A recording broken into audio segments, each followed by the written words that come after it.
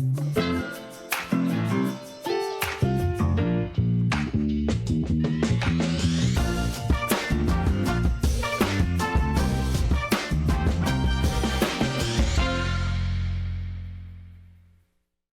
afternoon, everyone, and welcome to the Columbus Metropolitan Club. I'm Doug Buchanan, Editor-in-Chief of Columbus Business First. I'm also proud to serve as a member of CMC's Board of Trustees and Chair of CMC's Editorial Board, the Program Committee. Welcome to today's program, How Immigrants Revitalize Communities. Thank you to our sponsors, the United Way of Central Ohio and Taft Law. Thank you to the presenting sponsor for today's live stream, the Center for Human Kindness at the Columbus Foundation. We're also grateful to the Columbus Dispatch for supporting today's forum as a live stream and advertising partner, and thank you to the Ellis for once again hosting CMC. Every CMC forum takes a village, so let's thank everyone for supporting today's program.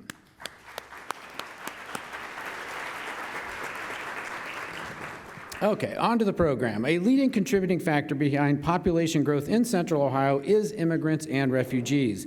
In recent years, of newcomers to Central Ohio coming here from outside the state, half are immigrants to the U.S. Central Ohio's reputation for affordable living and employment opportunities have made the region an attractive destination for immigrants, but attitudes toward immigration are shifting yet again in America, and Columbus is no longer as affordable as it was just a decade ago. So, can our region continue to attract immigrants to fill critical jobs and add to our cultural and economic vitality? To help answer this question and many more, we're thrilled to welcome today's esteemed panelist, Emch, founder and executive director of Festa, right here, give her applause.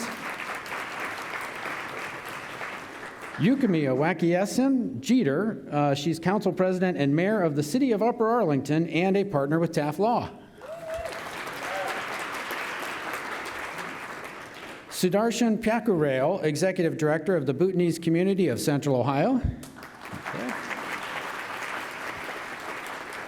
Guadalupe Velasquez, managing director of Welcoming City. There we go. And our host, Peter Gill, immigration reporter for the Columbus Dispatch. Peter, welcome to CMC. We're looking forward to today's conversation. The podium is yours.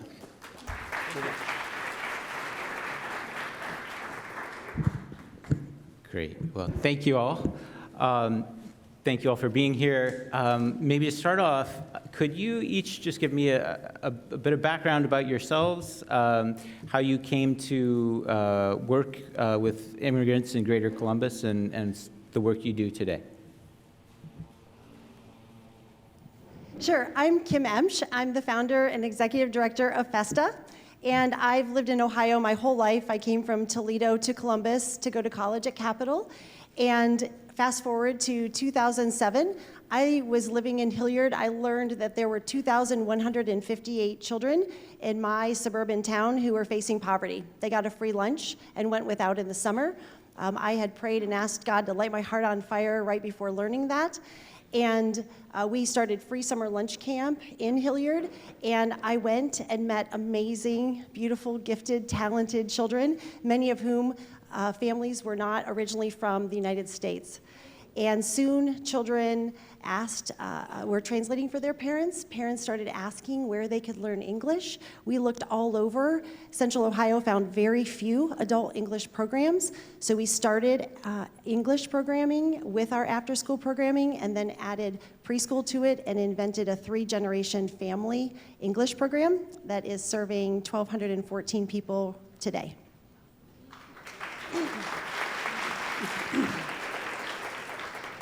Well, hello. Hello? Oh, look at that. It worked. It's magic. Hi, I'm Ukeme Awakessien Jeter, as you heard from the intro. I wear a couple hats. I'm a partner at Taft Law. Started my career as an engineer, though, and pivoted into law. And I'm also council president of the city of Upper Arlington, which is sitting right in front of me. Thanks for being here, guys. But in addition to that, I'm the author of a book coming out in June called Immigrant, and I'm an immigrant myself. So I immigrated to the United States a little over 2 decades ago. I know it's tough to tell, but I immigrated here for college. I went to the University of Maine, And that's where my immigrant story started. I have been on a series of different visas, and I'm a U.S. citizen now, but that was quite a journey to get there. And the impetus for the book that I authored is about immigrant leadership and how immigrant leaders help drive business. And the idea for that book actually came 2 years ago when I was back at my alma mater. I had the honor of giving the commencement speech to the class of 2022. And after that speech, a couple of international students came up because I obviously was telling a little bit about my immigrant story and the journey to where I am today. It was sad to learn from those students that were about to embark in the workplace that they did not see their immigrant experiences as valuable leadership competencies. And that was very disheartening for me to hear, and that's what led me to write the book, because while immigrants are not a monolithic group by any means, the very journey of leaving what you know and reestablishing your life in a new country comes with a common set of competencies that all immigrants possess. So it's an honor to be here on this panel with all of you and kind of share a little bit about immigration.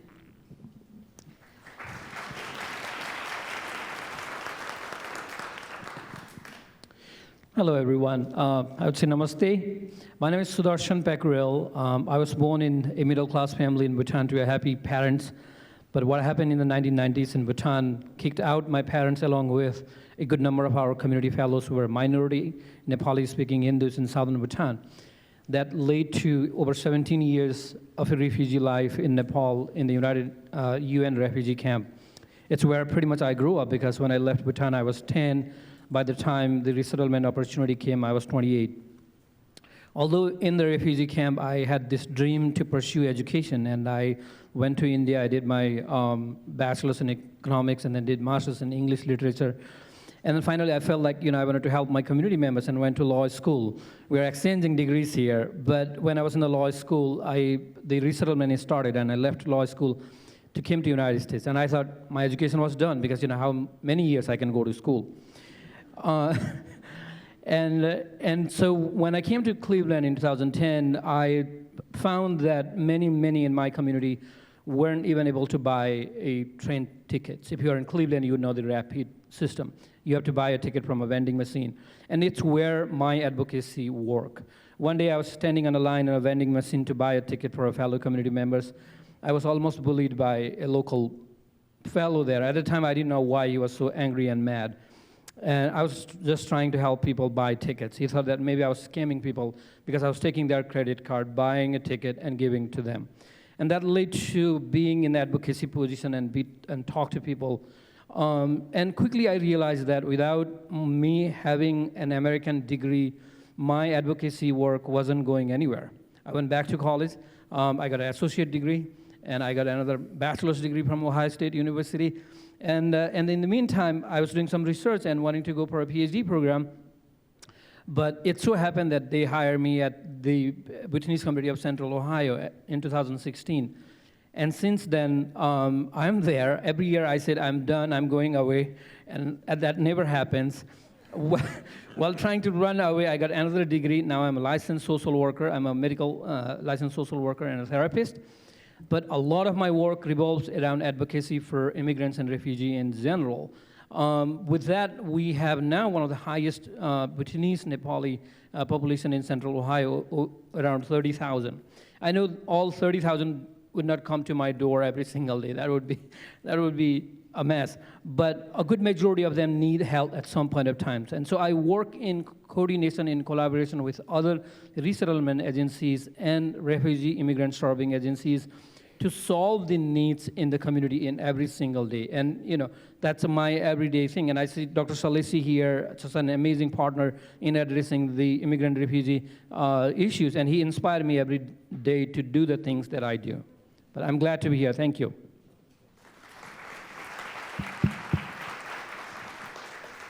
Welcome, everyone. Bienvenidos. Guadalupe Velasquez. I am originally from Lorain, Ohio. And if you know our Ohio's history, the shipyards are there. So I grew up with Eastern Europeans, African Americans,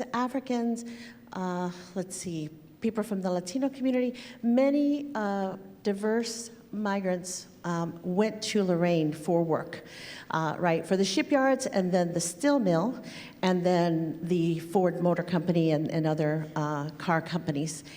And then I moved to Columbus. I want to say it was 1988. My brother opened a salon, Raphael's Studio, and it's still in existence.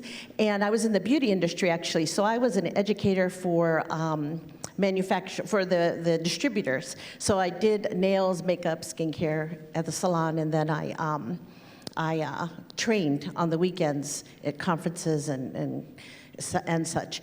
But I have to admit that in 1987, I was not a happy person, and I made a goal of leaving within 3 to 5 years because there was not much diversity in Central Ohio. The only place that I really saw diversity was at Ohio State University. And when Ohio State University was out, like during the summer, Columbus was different, right? It was just a different community. And so I left within 3 years, moved to other cities, including Toronto, Canada, and ended up, I went through the NAFTA, visa program, and I ended up having to, after a couple of years there, prove I wasn't taking a job for a Canadian. So I was like, where can I go to work indefinitely? Call your brother, right? So I ended up back here in Central Ohio, and the landscape was very different. Columbus started to see an influx of immigrants and refugees from all over the world. And so I was still set to leave. At least for the first 5 years I was here, I was like, I'm leaving. But it became more and more diverse. And I want to thank Kim today because she's the one who raised the question about us having this conversation. And what I learned about social change through being a former board member of the Women's Fund of Central Ohio is the social change that tipping point happens when we advocate for others. And here Kim today is a perfect reflection of that. But I would be remiss to say there are so many people, Dr. Saleshi, the United Way, Michael, when you do your presentation about demographics, you never fail to, provide the immigrant story, right? Columbus Foundation, Ibrahima, advocating for others, and many people, Dorothy Hassan, Dr. Dorothy Hassan, and that makes me want to stay in Central Ohio and belong. And so I'll just say from there, eventually through my advocacy, I ended up working for the City of Columbus as Mayor Coleman's New Americans Initiative coordinator, and then the Assistant Director of Community Relations. And now I do consulting and work for Welcoming City. Yes, Welcoming City. So I'll leave it at that. Thank you. Thank you so much. One thing that I'm reminded of every time I interview immigrants for my job is that everybody comes here with their own unique background. But we often talk about two main categories of foreign-born people coming to this country, immigrants and refugees. And so I was wondering, Ukeme and Sudarshan, maybe you could walk us through a little bit the differences between those categories, and here in Greater Columbus, how do some of the major foreign-born groups fall into those two categories? Yeah, sure thing. And, we're fortunate on this panel to have one of each, me being an immigrant and Sudarshan being a refugee. So I'll let him define that. But I think the main thing the main difference between the two groups is whether it's voluntary or involuntary, right? So immigrants, you voluntarily leave your country or place for a myriad of reasons, right? For some, it's economic opportunity, others education, maybe reunification with your family. Could be a series of reasons that you voluntarily make that choice. And then there are hoops you need to go through for that your immigrant status, right? So there's varied degrees of what those statuses can be depending on what country that you immigrate to. And then the final intent is usually an intent to live in the place that you're immigrating to, because that adds an additional layer. We hear about migrants, right? So migrants generally are immigrants, but they don't have an intent to live in that country. So they are moving there just for work and have goals to go anywhere else. So that's the major thing about what an immigrant is: intentionally leaving their place voluntarily to another with an intent to live there. Peter, does this question profile us as refugee and immigrant? No. So I was just joking. So the point here is, it'll take a little bit of while for you to laugh. Yes, refugees do laugh. Adding to what Ukeme said, refugees, what we see, what we term them as, is the push factor. And for immigrants, is the pull factor. And push factor, what do I mean by push factor is, when they leave their country in the first place, they have been evicted. The law, the government, or the entity that pushed them out, it sort of adds trauma to the refugee. And when they are in a refugee camp, they stay there indefinitely, in my own case. Although we were wanting to go back to Bhutan, but that wasn't an option. And when resettlement comes, still it does not come with an option. Either you go for a resettlement or you be in a refugee camp indefinitely. And again, that's a push factor. So what we have to understand from my perspective is that when I was in a refugee camp in Nepal, we weren't saying that we wanted to go to Europe or America. That was the only option given to us. So it's the same rule applies to all refugees. Either you be in a refugee camp indefinitely, or you go to your last destination. So it's all push factor. And what does the push factor does is that by the time refugee arrives in the host country, they are exhausted, they are tired, they don't have resources, they have to depend on someone. They are highly dependent on the agencies. But immigrant comes here with plan. They come with either education opportunity, employment opportunity, or business opportunity. They have resources to start their life. So in the beginning years, you would see that refugees need help, and government invest to some extent money to give them a good quick start. But however, after a couple of years, if you look into immigrants and refugees in terms of economic contribution, you'll not find any differences. But one thing that refugees carry, and although immigrants do to a great extent, is trauma and mental health. Unaddressed trauma and mental health continues to linger in their life. But in a technical term, when refugees arrive here, that one distinction that you may want to know is they are fully documented. While I'm not against undocumented people, they're fully documented, and refugees go into the path to become citizen within a short period of time. That's one technical advantage refugees will have over immigrants.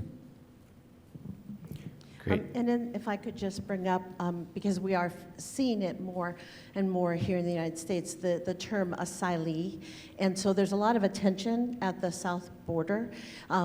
But when we look at an asylee is very much within the same category as a refugee. However, the United Nations predetermine what countries are to be designated, and the status of people leaving there would be refugees.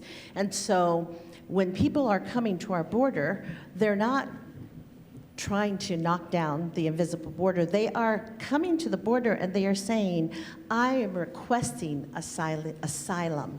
And if anybody remembers the famous ballet dancer Baryshnikov, this was a very, and even the last Olympics, there are at times special circumstances where the U.S. wanted a foreign-born person to represent the United States. And so they did the paperwork. And we didn't hear about that in the news like we hear about it, right, with the asylees at the border. So please understand that when you hear the word asylee, that is still someone asking to make the United States their home, and they're fleeing religious persecution, political persecution, and or very high crimes and violence. Great. Thanks, Sudarshan and Ukeme, and thanks for the clarification, Guadalupe. I wanted to talk a little bit about the reason why we're seeing this growth in Columbus's foreign-born population, which now is about 10% of Greater Columbus, or the metro statistical area, and that doesn't even include children of immigrants here. So perhaps Guadalupe and Kim, you could talk a little bit about kind of what is it that makes Greater Columbus an attractive place for immigrants, refugees, asylees to come and settle rather than somewhere else in the U.S.? Yes. Oh, go ahead. So some people, when they're coming here, if they're a refugee, it's identified for them to come to Ohio or Columbus. But other people, I've asked lots of people over 17 years, how did you end up in Columbus? And some, again, came straight from overseas to Columbus, others from other places in our country to Columbus. And many people have said to me, it's the Midwest. You're known as being friendly, nice people. It's also relatively a good cost of living compared to other places, the East or West Coast, for example. And also, again, the work that I've been doing for 17 years, I feel like Columbus is a very special place. I feel it every day. I feel that people care about their neighbors. People will say to me, I care about someone on the other side of the world, and I might send money or maybe go on a mission trip, but I really care about my neighbors. And so that feeling, people who are new to our city feel. I believe they feel that. And so I think that's a piece of it. And there are 97,000 children in Columbus who have at least one immigrant parent. I'm all about children. I think they're amazing and just so amazing. And so that's a huge number. As Peter said, the other number doesn't include them. And I think that our city has lots of businesses who are national or international businesses who've started here. So in terms of getting work, getting a job, it's a good city to be as well. So those are some of the reasons that I think Columbus is special in those ways. Through the years, I've been involved in a lot of national cohorts and regional cohorts, and I can definitely share with you that other than Chicago in the Midwest, Franklin County has the largest percentage, right, of immigrants. And so that includes immigrants, undocumented immigrants, refugees. When we talk about the foreign board, I just want to be clear on that definition. International students, people that are working here on visas. So all of that is encompassing our foreign board population. And again, when I began here in 1995, I would say about 5 years into it, there was data regarding Franklin County, and it said if Franklin County, but really it applied to the state, if we grew 1%, 50% of that was due to the immigrant, refugee, foreign-born population. And then it went up about 8 years after that, and it was 80% of our growth. And I remember Mayor Coleman doing a study because through that study we discovered that our largest export in Ohio were young people. Right? So that's how the Youth Commission started. And so, again, immigrants aren't taking from the community, right? They're contributing by being here and working, because as they work, the tax base grows. And so I wanted to make sure that I shared that. But simultaneously, the Midwest, going to what Kim said, the Midwest became a gateway city. So gateway cities are traditionally New York, Miami, right? The West Coast. It would be your first entry. But as Kim said, people started coming to Central Ohio and realizing we had outstanding affordable housing for many years, good schools. There's always employment, because Columbus and Central Ohio is always growing. And so it was that, and then the environment itself that was being organically welcoming. Let me see. Yep. So that's what I want to share. How do you see immigrants changing or shaping Greater Columbus politically, economically, socially? And that's a big question, but I was thinking maybe you could break it down by talking about, some of the areas of town that you're most familiar with. Sorry, go ahead if you want to have one thing to add. I just wanted to add something that was very critical to why people are coming. We don't talk about it enough. Second migration. So that is also, people are living here, so they're staying, but then they're also inviting other people to move to Central Ohio because it's friendly, because it's affordable. And so again, the power in the word of mouth. Right, definitely. Anyway, how about if you can talk about like a neighborhood or a specific city that you're familiar with, what are some of the impacts that you're seeing? I can start and colleagues can add here. I think one of the things that you wanted to see how immigrants are changing the landscape of Central Ohio. If you haven't been, go to Northland area. Drive down the Morse Road and you'll see. And you just need a picture, Google picture something 10 years ago, how that landscape is changing completely. And you would see many new businesses coming up. They are just pending and denting old business, buying and starting new business. You would see many, many homes owned by immigrants and refugees in that area. Now, if you drive a little bit down, if you go to Reynoldsburg, we have a large community in Reynoldsburg, and to your question, Peter, we have now an elected council member in Reynoldsburg who is a Bhutanese Nepali, former refugee from Bhutan. And so politically engaged in the process, as well as that community has changed to a great extent that if you are in a main street in Reynoldsburg, you'd see Nepali stores there, the grocery store, clothing line, jewelry stores, and you name it, and then real estate business, insurance companies, all lined up together. And every single time, the statistic says that the likelihood of an immigrant starting a business is 3 times higher than the mainstream community. And also you can see the contribution that immigrant and refugee make in Central Ohio. I'm not giving my number. The New American Economy, which is a bipartisan group that does studies economic impact in all over America, says that every year in Central Ohio, refugee immigrant contributes $2.1 billion to local economy. And that's growing every single year. I think the study that was done in 2015, the refugee impact studies, says $1.6 billion. Now it's a $2.1 billion, and every year that's growing. So in the beginning, refugee and immigrant may seem to be taking a little bit of time and cost to start sort of that one, but once they take on, they become the engine hub. Now, I wanted to add one more example that we started working with Amazon recently in a very small lens, but we wanted to grow that work that we are doing at Amazon. And they say that 30% of their associates are Nepali speaking.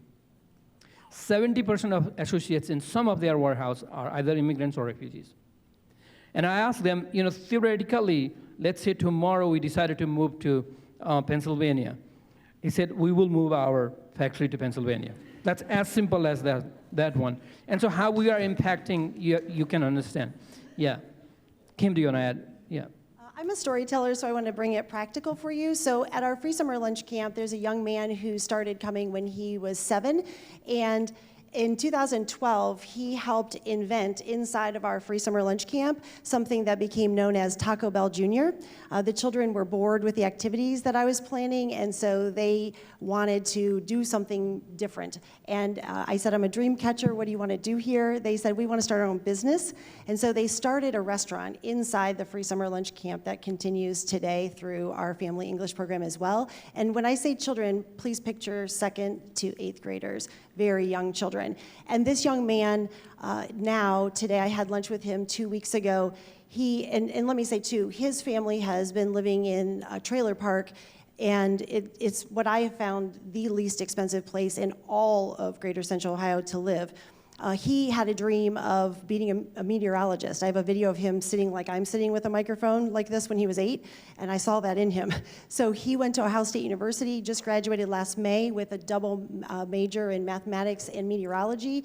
He saved his money the whole time working at McDonald's. He's now a general manager through college, kept saving his money. I had lunch with him 2 weeks ago to talk about how he just bought a house, and he's 23 years old. So when we talk about the economic impact of immigrants,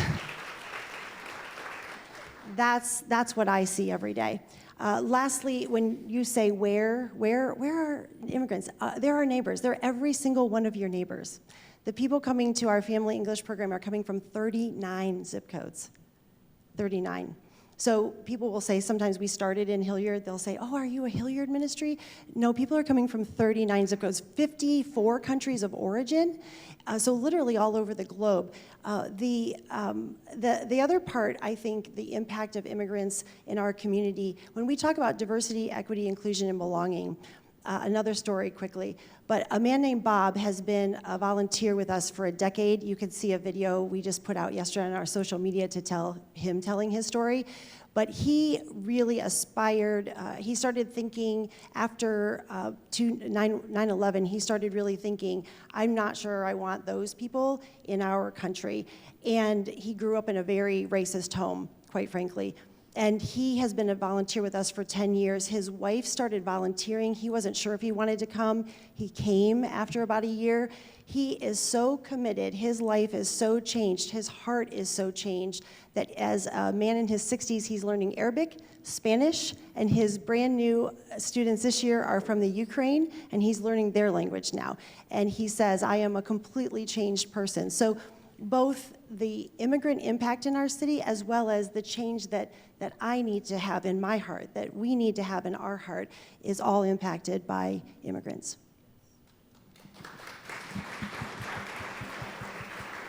Absolutely, Kim. And so we don't talk enough about, there is economic impact, but there's social impact and also cultural impact.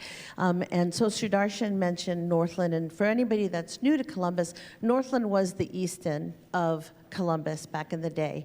And then Easton was created, the city center in the Easton. But we also have other corridors. So Bethel Road was, a very, very much a hot spot or street with many businesses, but then there was a turnover, right? And so where blight would normally exist or exist in Columbus, you can see there are international corridors. So we're talking about Morris Road, Bethel Road, Sawmill Road, East and West Broad, East and West Main Street. These are all what I refer to as international corridors. I'm going to skip over a few questions just because we're running a little short on time. But, just going off of what you were talking about with economic contributions of immigrants and refugees, I know that recently, like in the last 3 years, Ohio's overall population shrunk by about 13,000 people, largely because native-born people are having fewer kids and moving away from the state. But it would have shrunk by about 60,000 more people if it weren't for immigrants. But wanted to ask you guys, I know immigrants have a higher labor force participation rate in Greater Columbus than native-born people, but it's not, people don't always have an easy time finding a job or finding a quality job that matches their skills. So I wanted to ask you guys, what are some of the unique barriers or challenges that immigrants face in finding a job in Greater Columbus, and what are some of the solutions? I'll start there, and I talk about this in my book, but there are two primary issues with immigrants and them finding work in corporate. The first is usually the foreign education bias, right? And there's this feeling in our workplace, right? And even our certifications, the certifications that we have that you require. I'm an engineer. I started my career as an engineer, and there's the PE and that kind of certification for engineering. Well, if you look at the rules for what gets you a certificate, you have to have gone to an accredited United States engineering school. Now, I don't mean to be rash about this, but the law of gravity is the same whether you learn it in Arabic or whether you learn it in English or whether you learn it in Spanish. And so when we have these barriers to our certification programs in the United States, it causes issues for foreign educated immigrants that may not have come here for college but may be immigrating for a job to get that certification, because that requires them going back to school, similar to what you did to get their certification. The second thing is also accent bias, right? So the way our accents sound, there's a bias there around whether colleagues can understand you or work with you. I have a particular story of where there was an opening for a job, and a team had kind of done the shortlisting for the job, right? And they had shortlisted them to 3 people and moved it on to a manager.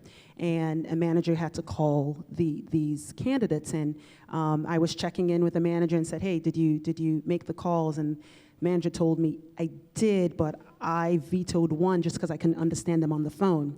And based on the fact I can't understand them on the phone means I'm not likely to understand them when I'm working with them.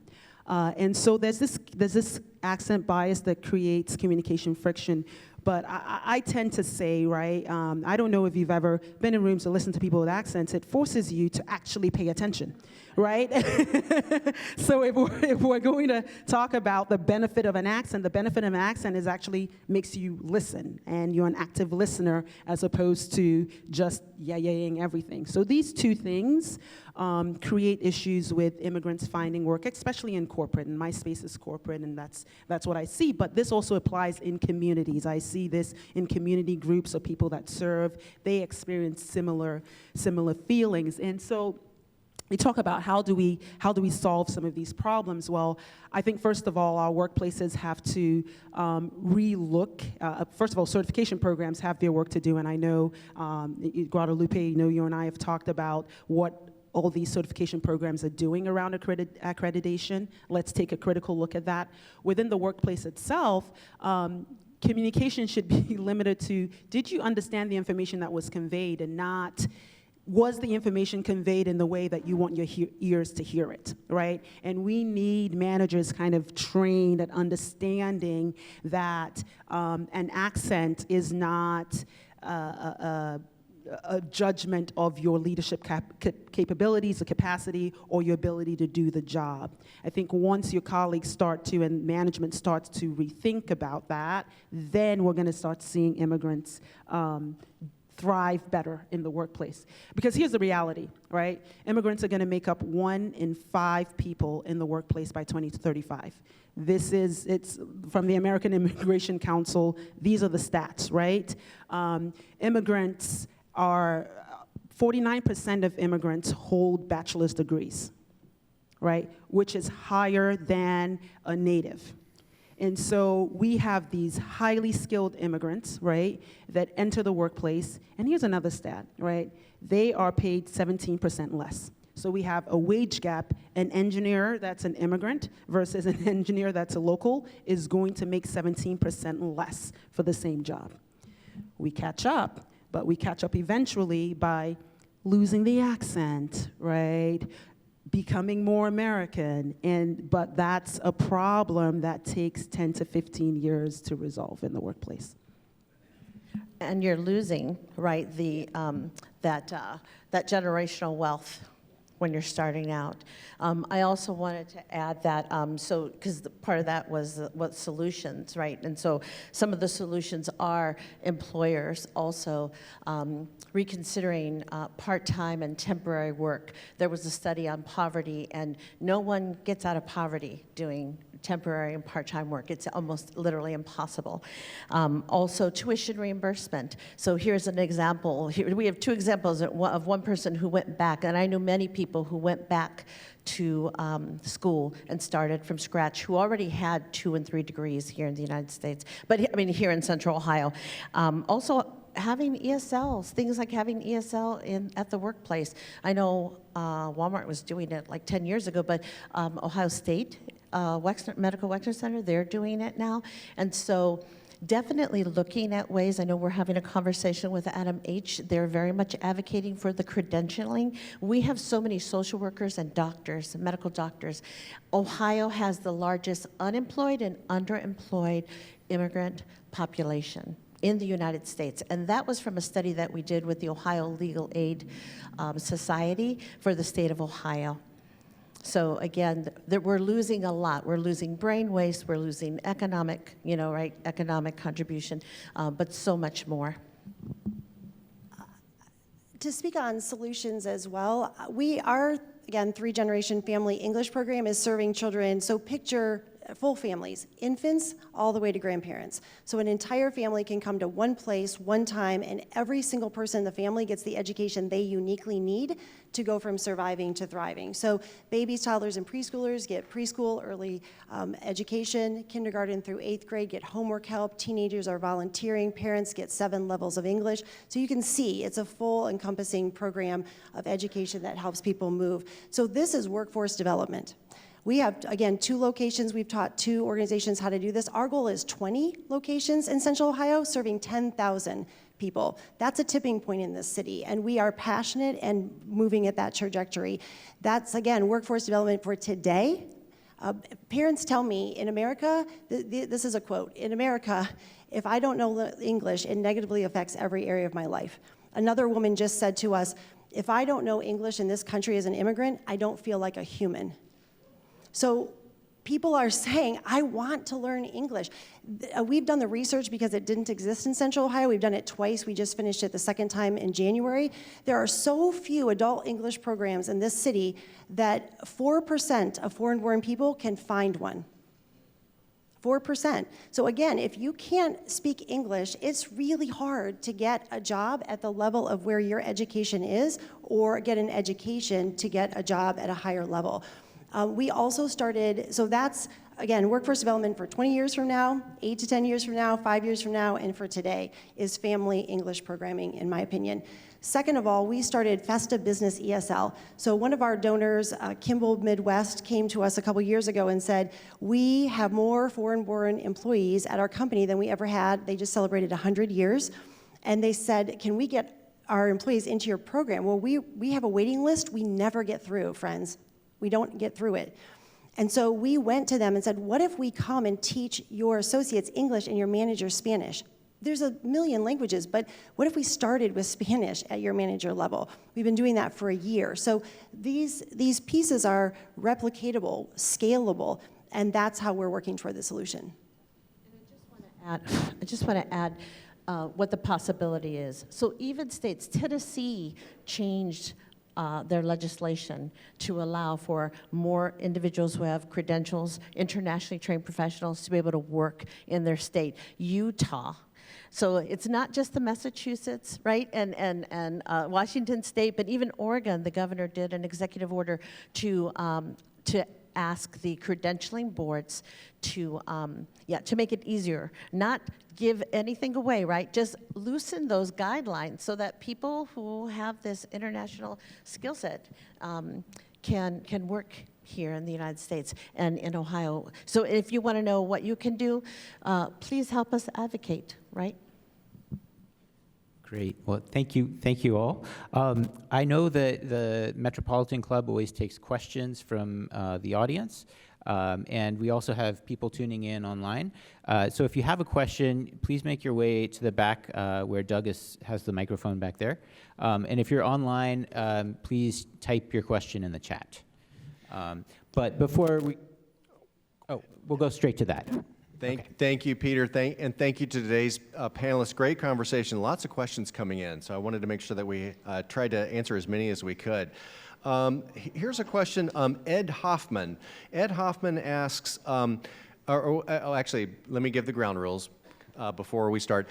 Great questions at CMC have 2 things in common. They take about 30 seconds or less to ask, and they do end with a question mark. So Ed Hoffman asks, a city council-sponsored study estimated that over 100,000 Columbus citizens might lack current government-issued ID. Do you support the creation of a local municipal ID, like ones in Chicago, Philadelphia, Cincinnati, Kansas City, et cetera, to make Columbus a more welcoming city? So I worked for the city of Columbus for 12 years under Mayor Coleman and Mayor Gunther. So I'm not talking on behalf of them, but I definitely met a lot of organizations and individuals who wanted to see that passed. I remember we even worked with the city of Detroit, even also passed this ID. So my experience in the cohorts, national cohorts that I'm in, is yes, it makes a tremendous difference to have an ID. And it's not just for immigrants, right? This would also be for those that are unhoused that may have lost their ID, individuals suffering from mental health. So, you know, it's called targeted universalism when you look at, you know, how a policy can help everyone, but we have to target certain populations in order for them to be able to benefit from that universal policy. So an ID would definitely help. Hey y'all, thank you so much for being here. This has been very helpful. I'm Dr. Andrea Weisberger, and I'm the Director of Education at the Buckeye Ranch, a mental health agency here in Columbus. I was wondering, you had spoke about the trauma and mental health struggles experienced specifically about refugees. Can you share what you see as ways we can best support the mental health of both immigrants and refugees, specifically here in Columbus, but also the greater Ohio area? Thank you. I think that's one area that I work and specialize on immigrant refugee mental health. I have partnered with researchers at Ohio State University and NIH to understand the implications of mental health in the refugee immigrant community. We had seen quite disturbing data coming out, but let's go into the solutions. We all know that that's a higher amount of mental illness and suicide among the resettled refugees. And among all resettled refugees, Bhutanese, Nepali tend to be at the top of the ladder. And unfortunately, that's the reality. However, what we had been advocating and working with, including with Adam Board recently, is how do you come up with a community-based intervention solutions? Now, we do have great interventions here in the United States, but what's lacking is that the data does not support the community. The data is not coming. The intervention was not designed based on the refugee experience. If my therapist do not ask me questions about my experiences in a refugee camp, if my therapist don't know if family separation or persecution of my family member in Bhutan is the cause of my mental illness, if my therapist don't know how to ask questions, or if they are not trained how to ask questions about how family separation is causing the anxiety that I'm going through, and if my therapists don't know how to ask questions about why cultural barriers and linguistic barriers is the cause of anxiety and depression among the refugees, it's not going to address. That's why we have worked with Ohio State University, and I continue to work and propose ideas that there are organic ways to address mental health in each of the refugee community. Now, I can give you an example about working in the Bhutanese community. What it had worked was group therapy, group yoga, gardening, what we call vajan, which is a chanting on the weekends. People come together and they do chantings. That kind of organic community activities has alleviated mental illness way much better than when people go see a therapist. I've been pushing, I'm a trained mental health therapist, and I would love to see people come to me, but however, it does not work. Talk therapy, one-on-one talk therapy does not work in my community. And here's what I wanted to say, and being very, very honest to my own profession, is that if I come up with a solution that works for my community, it's not going to work for Somali community or Burmese community or Iraqi community. This fact we have to understand as a mental health providers. What happened in the last 10 years is we tried to push a square peg into a round hole. And the therapists, the researchers, the providers fail to understand that this is a different set of populations. They have different values, different ideas and norms about what it means to be in a position that they are, whether it's mentally well or mentally ill. And until and unless we factor out those basic fundamental ideas about the culture and understanding about mental health, the fantastic EMDR is not going to work. Sorry to pick EMDR. But that's. Could I say something really quick to that? I'll be quick, but the therapy piece is huge. The day-to-day piece that you could be a part of very easily. One of our moms said to me, I was home alone, isolated for 3 years before I found this family English program. I didn't leave my house for 3 years. So on top of the trauma before she got here, that's a whole nother level. So the ACEs study, and Dr. Kevin Dixon helped me learn, you can get healing from trauma in a loving community. We can build loving community. We have them at Festa, come volunteer.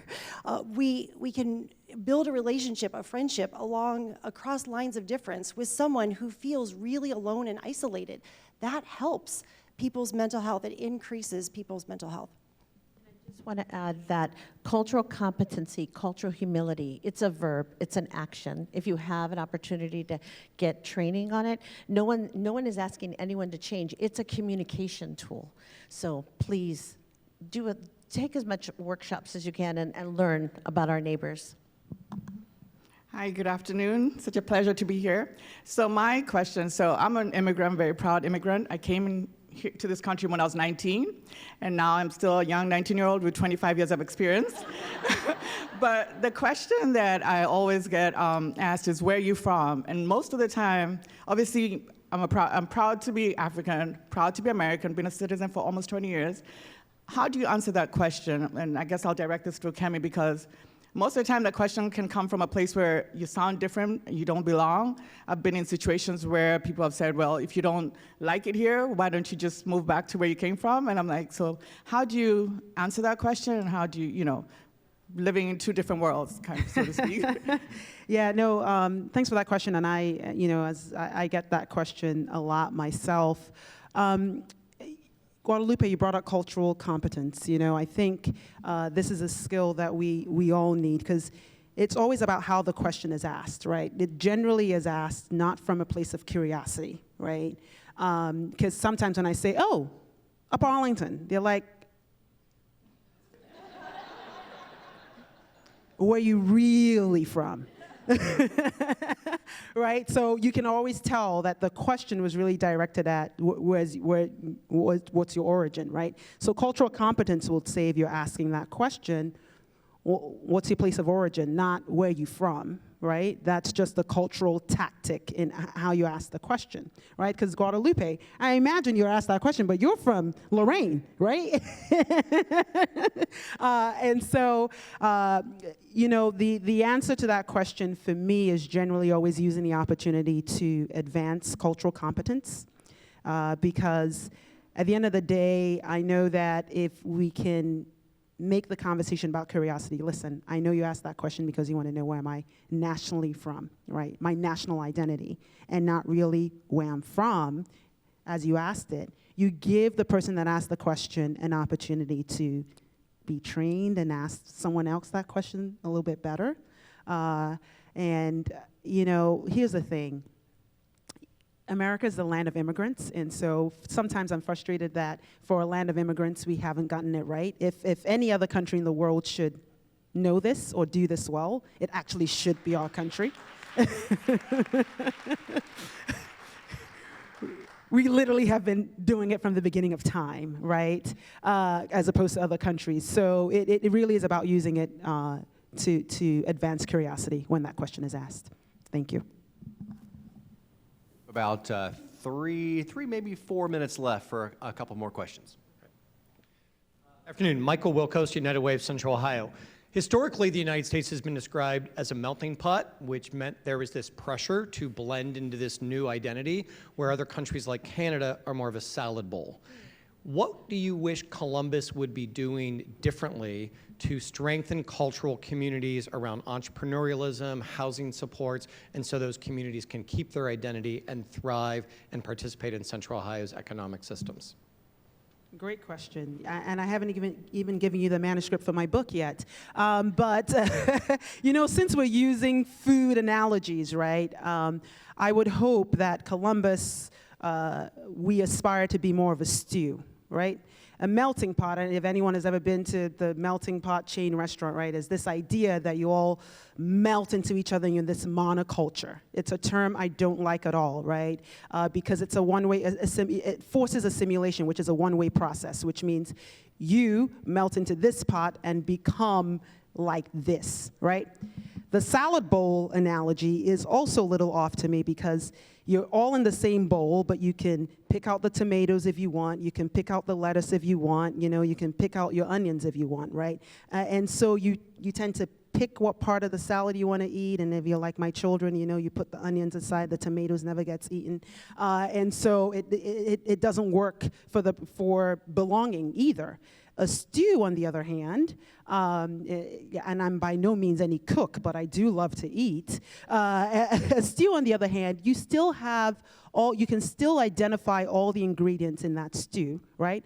But it's bound by that broth and that it's just the right, it's integration. And a stew is what we want. We want to all be integrated, right? You can take the potatoes out of the stew, but still taste the lamb or still taste the curry or whatever in that bowl. So our aspiration should be a stew.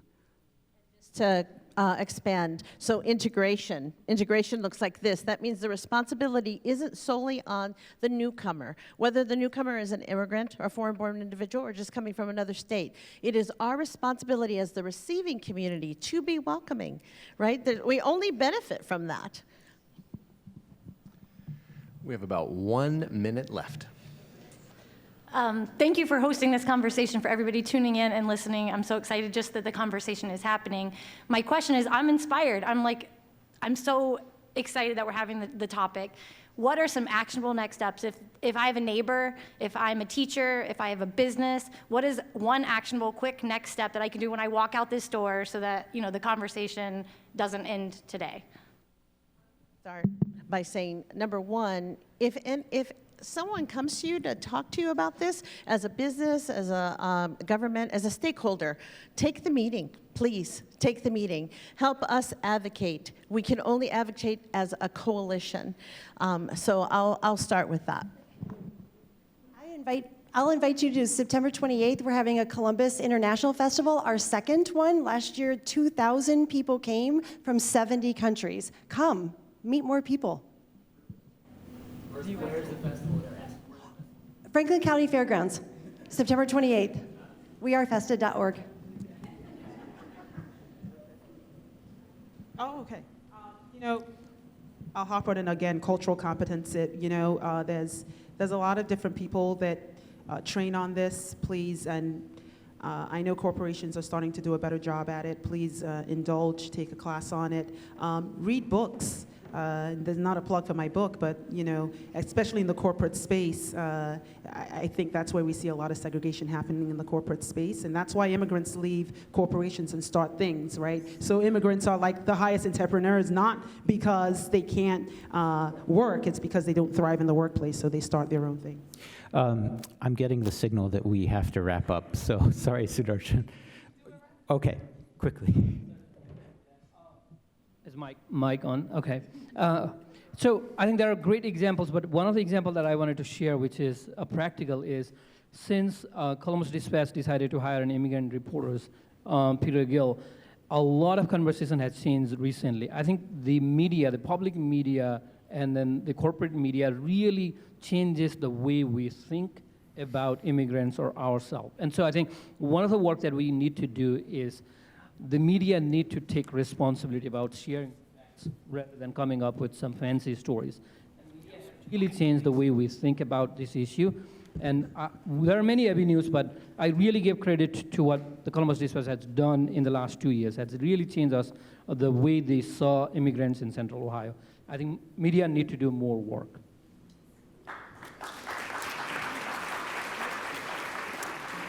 Okay, with that, we will wrap it up. I want to thank today's presenting sponsors, the United Way of Central Ohio and Taft Law.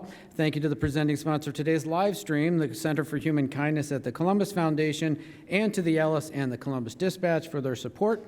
A very special appreciation to our speakers, Kim Emch, Ukeme, Awakessien, I knew I'd mess it up, Jeter, Sudarshan, Pyakurel, Guadalupe, Velasquez, and our host, Peter Gill. Please make plans now to attend next Wednesday's forum. Okay, we can go ahead and give them a round of applause. Please make plans now to attend next Wednesday's forum. Green is the New Growth, Central Ohio's Sustainable Future, presented in partnership with the COSI Science Festival. Thank you, everyone, again. Have a great afternoon.